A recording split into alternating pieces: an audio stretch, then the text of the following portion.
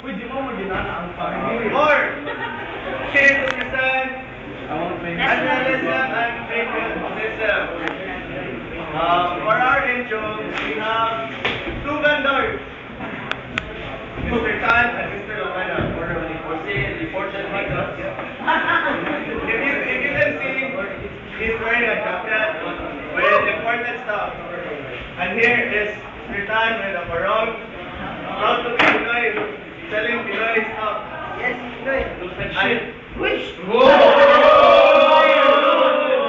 and outside, our tourists. So, let us see how it will play out. Wait, introduce ko sila.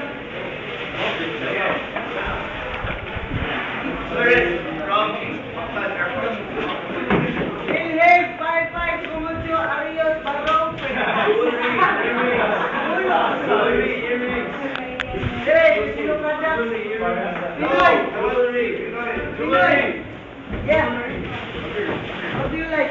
Timing on. I want room, but let's skip. You want jewelry? Earrings? What we have? Can you demonstrate how to use it? Huh? Okay. What? How much? How much?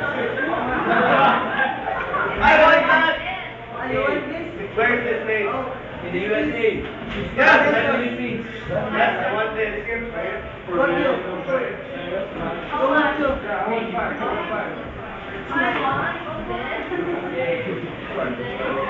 That is 10 pesos. Yay, right on. You want this? Wait. Let me remove. Sige na, mga tabi niya.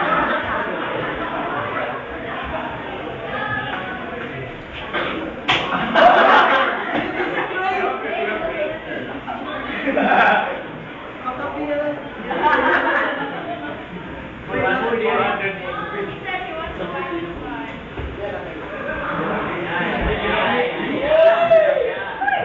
Here.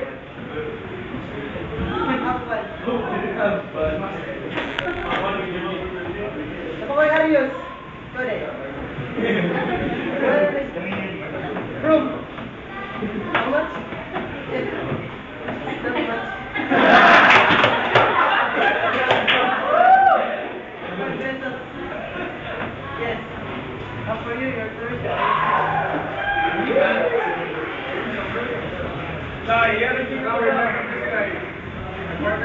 I am empty.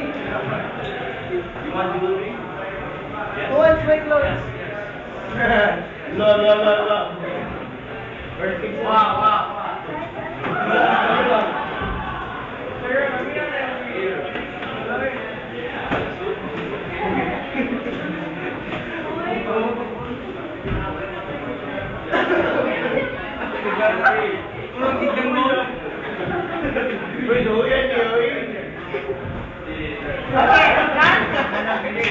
Okay, explanation na.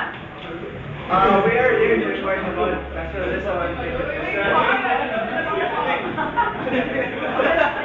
Sorry, Teo. Sorry. Okay, start. We are proud to be Filipinos, and we are proud to be in the Republic of the Philippines. We are proud to buy each other.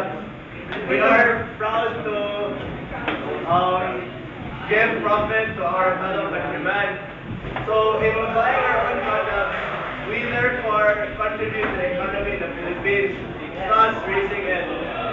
Now, By means of really patronizing our own, we are also generating income for them. yes, Ideally speaking. but in modern times we are confused because there is also With the onset of globalization, where everything seems to be dumped into our own country, what then happens most especially to the youngsters? we are grounded in view of what to buy and what it is to be a true Filipino. Yeah. Because of the so many things that you are bombarded with. Okay. So how do you think would nationalism really generate or propel our own economy? In being nationalistic, we buy from our own settlement, so technically what we give them goes to us. in a indirect way and not outside. Because if we buy from like imported goods, the money is the